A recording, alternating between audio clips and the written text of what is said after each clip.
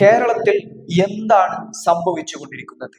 ലഹരിയുടെ അമിതമായ ഉപയോഗം മൂലം ആളുകൾ വയലന്റായി ക്രിമിനൽ കുറ്റകൃത്യങ്ങൾ ചെയ്യുന്ന വാർത്തകൾ ഓരോ ദിവസവും ഭീതിപ്പെടുത്തുന്ന രീതിയിൽ നമുക്കിടയിൽ നടന്നുകൊണ്ടിരിക്കുകയാണ്.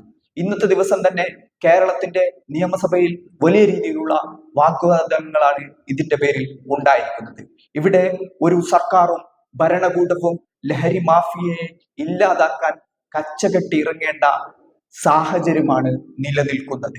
എന്നിട്ട് പോലും കൃത്യമായിട്ട് ഇതിൽ നിയമ നടപടികൾ സ്വീകരിച്ചുകൊണ്ട് ഇതിന്റെ യഥാർത്ഥ സോഴ്സുകൾ കണ്ടെത്തിക്കൊണ്ട് ആ സോഴ്സുകൾ ഇല്ലാതാക്കി കേരളത്തിലേക്കുള്ള ലഹരിയുടെ കടന്നുകയറ്റം ഇല്ലാതാക്കാൻ ഇവിടുത്തെ സർക്കാരിന് കഴിയുന്നില്ല എന്നുള്ളതാണ് ഒന്നാമത്തെ ഇതിലെ പ്രധാനപ്പെട്ട പ്രശ്നം എന്നുള്ളത്.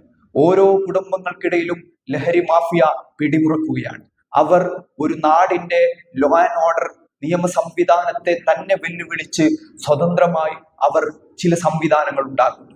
ലഹരി മാഫിയയുടെ പ്രവർത്തനം ഓരോ വീടുകളിലും കടന്നുകയറി ചെന്നുകൊണ്ട് പ്രശ്നങ്ങൾ ഉണ്ടാക്കുന്ന സാഹചര്യമാണ് നിലനിൽക്കുന്നത്. വലിയ രീതിയിലുള്ള പ്രതിസന്ധിയാണ് കേരളത്തിലെ കുടുംബങ്ങളെ സംബന്ധിച്ചിടത്തോളം അല്ലെങ്കിൽ സാധാരണക്കാരായ ജനങ്ങളെ സംബന്ധിച്ചിടത്തോളം ഉള്ളത്.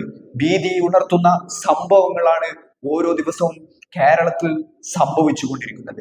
ഇതിന് ഒരു പരിഹാരം ആവശ്യമാണ് എന്ന് കേരള ജനത ഒറ്റക്കെട്ടായി പറയുന്നു. പക്ഷേ ഈ സിന്തറ്റിക് ഡ്രഗ്സിന്റെ ഉപയോഗം അല്ലെങ്കിൽ ഇത്തരം മയക്കുമരുന്നിന്റെ ഉപയോഗം ഏറ്റവും കൂടുതൽ കാണപ്പെടുന്നത് യുവതയിലാണ് എന്നുള്ളതാണ്. ഏറ്റവും ടീനേജ് പ്രായത്തിലുള്ള കുട്ടികളടക്കം സ്കൂൾ കുട്ടികളെ അടക്കമുള്ള ഉപയോഗിച്ചുള്ള ഒരു മാഫിയ ശൃംഖലയായി ഈ ലഹരി മാഫിയ ഇവിടെ നിലനിൽക്കുന്നു എന്നുള്ളതാണ് ഇവിടുത്തെ പ്രധാനപ്പെട്ട പ്രശ്നം എന്നുള്ളത്. എന്താണ് ഇതിന് പരിഹാരമെന്ന് ഭരണപക്ഷവും പ്രതിപക്ഷവും നാട്ടിലെ സാമൂഹിക സാഹചര്യം വിലയിരുത്തുന്ന ഓരോ ആളുകളും സാമൂഹിക പ്രവർത്തകരും സാംസ്കാരിക പ്രവർത്തകരും ചോദിച്ചുകൊണ്ടിരിക്കുന്നു.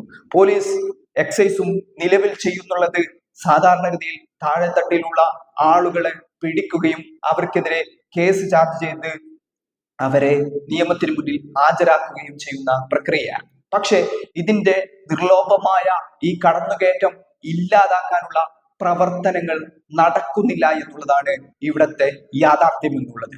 അതുകൊണ്ട് തന്നെ താഴെക്കടിയിലുള്ള ഇത്തിൽ കണ്ണികളെ പിടിച്ചുകൊണ്ട് അവർക്കെതിരെ നിയമ നടപടി സ്വീകരിച്ചുകൊണ്ട് അവരുടെ കയ്യിൽ നിന്നും MDMA-യും കഞ്ചാവും അടക്കമുള്ള ഹെറോയിൻ അടക്കമുള്ള കാര്യങ്ങൾ പിടിച്ചുകൊണ്ട് സാധാരണഗതിയിൽ അവരെ ജയിലിൽ അടച്ച് അവർക്കെതിരെയുള്ള നിയമ നടപടികൾ സ്വീകരിച്ചാൽ പോലും ഇതിന്റെ ഒഴുക്ക് തടയാൻ കഴിയുന്നില്ല. ഓരോ ദിവസവും ഭീതി പടർത്തുന്ന രീതിയിലേക്ക് കാര്യങ്ങൾ ചെന്നുകൊണ്ടിരിക്കുന്നു. MLA-യുടെ മകൻ മുതൽ പല രീതിയിലുള്ള സമൂഹത്തിലെ ഉന്നത രീതിയിൽ ജീവിക്കുന്ന ആളുകളുടെ മക്കൾ പോലും വലിയ രീതിയിലുള്ള ഇത്തരം സാഹചര്യത്തിലേക്ക് കടന്നു പോകുന്നു.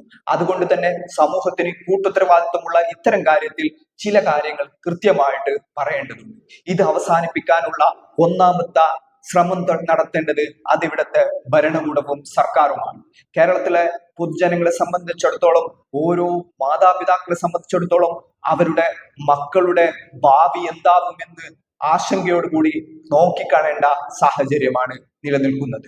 ഓരോ വീട്ടിലും തങ്ങളുടെ കുട്ടികൾ വീട്ടിലേക്ക് കടന്നു വരുമ്പോൾ അവരോട് അവരുടെ കണ്ണെങ്ങനെയാണ് ഇരിക്കുന്നത്, അവരുടെ ലക്ഷണങ്ങൾ എങ്ങനെയാണ് ഇരിക്കുന്നത്, അവർ ലഹരി ഉപയോഗിച്ചിട്ടുണ്ടാകുമോ, അവർ ഏതെങ്കിലും രീതിയിലുള്ള അക്രമവാസനയോടുകൂടി തങ്ങളോട് പെരുമാറുമോ എന്ന് ഓരോ മാതാപിതാക്കളും വലിയ ഭയത്തോടെ നോക്കിക്കാണേണ്ട സാഹചര്യമാണ് വന്നുകൊണ്ടിരിക്കുന്നത്.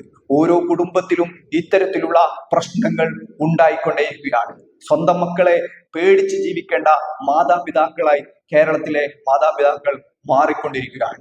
അതുപോലെ തന്നെ ഇവർക്ക് മറ്റു വിദ്യാഭ്യാസം അടക്കമുള്ള കാര്യങ്ങൾ ചെയ്യുന്ന അധ്യാപകരടക്കം വലിയ രീതിയിൽ ഈ ഒരു പ്രവർത്തനത്തെ വലിയ രീതിയിലുള്ള ഭയപ്പാടോടുകൂടിയാണ് കണ്ടുകൊണ്ടിരിക്കുന്നത്.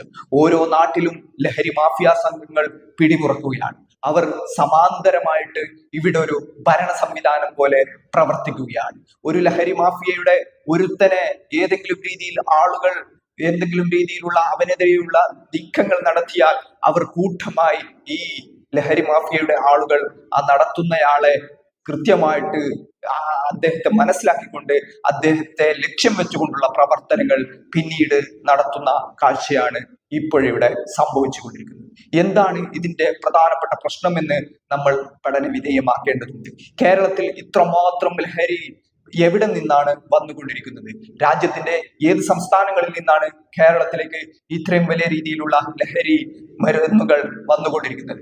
ഇതിന്റെ ഗുണഭോക്താക്കൾ ആരാണ്? ആത്യന്തികമായിട്ട് ഇതിൽ ഏറ്റവും സാമ്പത്തിക ലാഭമുണ്ടാക്കുന്ന, സാമ്പത്തിക നേട്ടമുണ്ടാക്കുന്ന ആളുകൾ ആരാണ്?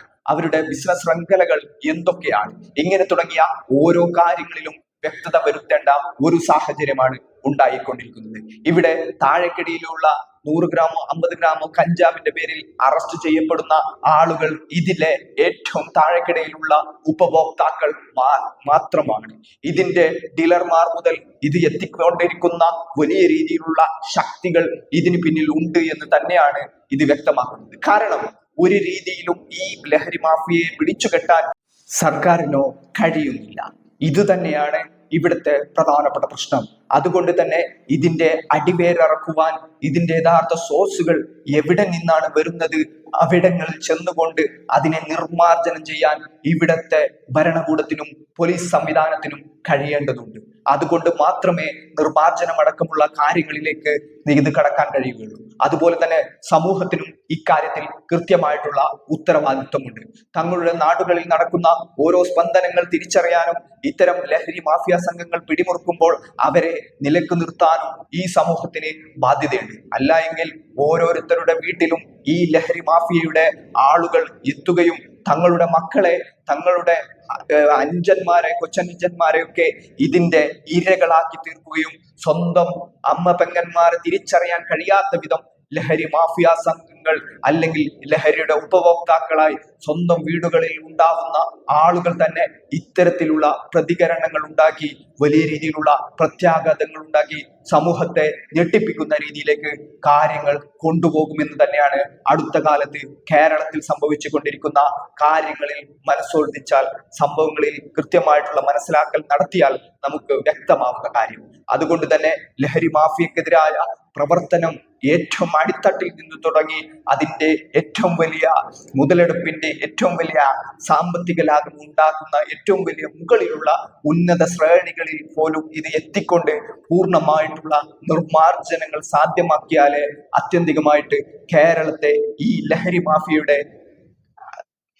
മാഫിയയുടെ കയ്യിൽ നിന്നും രക്ഷപ്പെടുത്താൻ കഴിയുകയുള്ളൂ എന്നുള്ളതാണ് ഇതിൽ ആത്യന്തികമായിട്ട് മനസ്സിലാക്കേണ്ട കാര്യം.